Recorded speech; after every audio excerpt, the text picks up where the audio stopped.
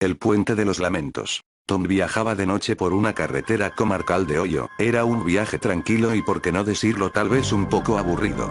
Para entretenerse había sintonizado una frecuencia de radio en la que un loco predicador hablaba de la salvación eterna, por supuesto después de hacer una generosa donación a su iglesia. Tom solamente de escucharle se estaba poniendo enfermo. ¿Cómo podía existir gente que le creyera? ¿No estaría prohibido vender productos falsos como las astillas de la cruz de Cristo o las lágrimas de la Virgen María?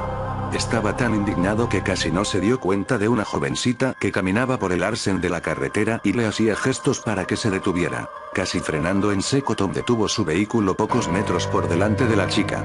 Cielo, ¿cómo se te ocurre caminar sola a estas horas con el frío que hace? He estado a punto de llevarte por delante con mi coche, dijo Tom mientras reducía el volumen de la radio.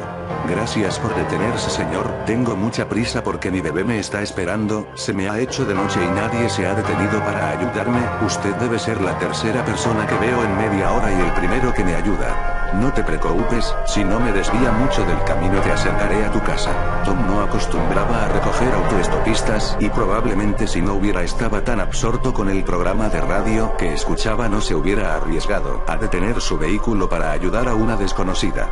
En todo caso, al ver la cara de preocupación de la que parecía casi una niña y escuchar la historia de que debía reunirse con su bebé, se conmovió. Hola, me llamo Tom, no sé cómo no te has congelado en una noche como esta, le dijo mientras le ofrecía una sonrisa.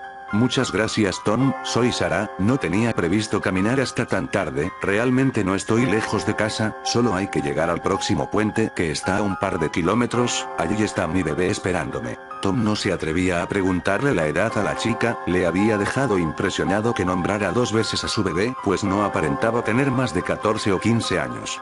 Fijándose un poco en las ropas de Sarah, se dio cuenta que probablemente perteneciera a algún tipo de congregación Amish, porque sus holgadas vestimentas parecían casi sacadas del siglo pasado.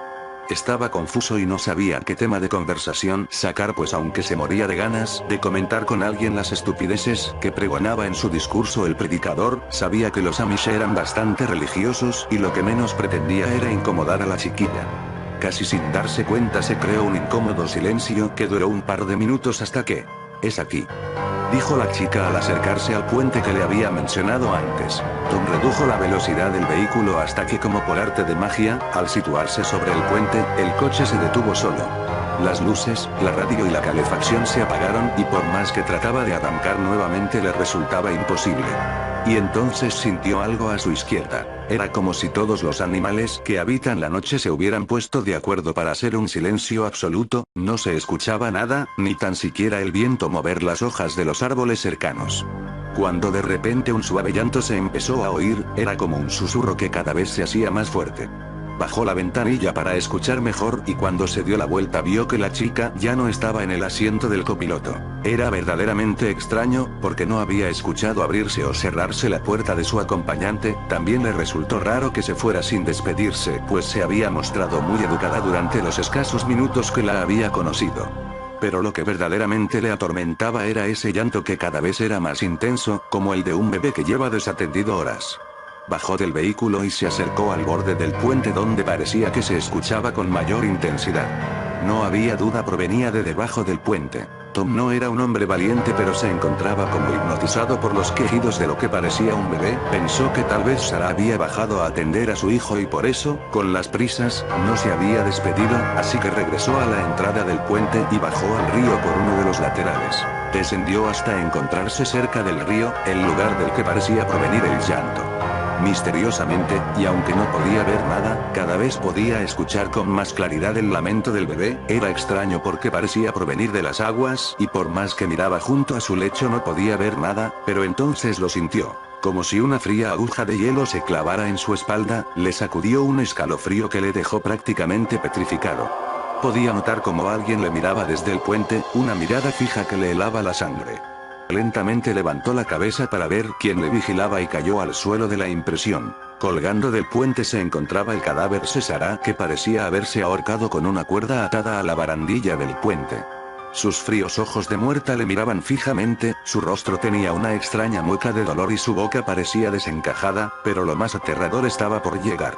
Porque aunque Sarah parecía llevar varios días muerta en el lugar, empezó a moverse. Un brazo se extendió y con un dedo señaló el lecho del río. Tom aún desde el suelo estaba tan petrificado por el miedo que no se atrevía a moverse, pero como la luz atrae a los insectos nocturnos, casi sin poder evitarlo giró su cabeza hasta mirar al lugar donde apuntaba el dedo en descomposición de Sarah. En el agua podía verse el cuerpo de un recién nacido, flotando boca abajo y una vez más escuchó el llanto desconsolado. El miedo dio camino al pánico y el terror que antes le paralizaba ahora le obligaba a correr tan rápido como podía. Subió tropezando por la cuesta por la que había descendido al cauce del río y se metió nuevamente en su coche. Pero no arrancaba y cada vez se escuchaba más cerca el llanto del niño y el lamento del espíritu de Sarah. Totalmente desesperado empezó a empujar el vehículo que, tan misteriosamente como se había apagado, se encendió solo al cruzar el puente. Subió al coche y condujo tan rápido como pudo para escapar del puente de los lamentos.